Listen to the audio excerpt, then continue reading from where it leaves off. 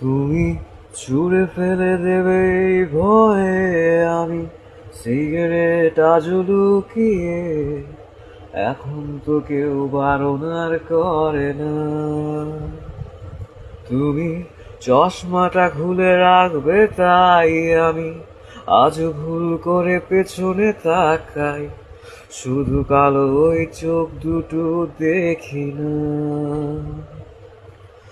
আমি আজও আনমনে হারিয়ে যাই, তাই ভুল করে এই হাতটা বাড়াই, শুধু তোমার কোমল ছায়া মেলে না।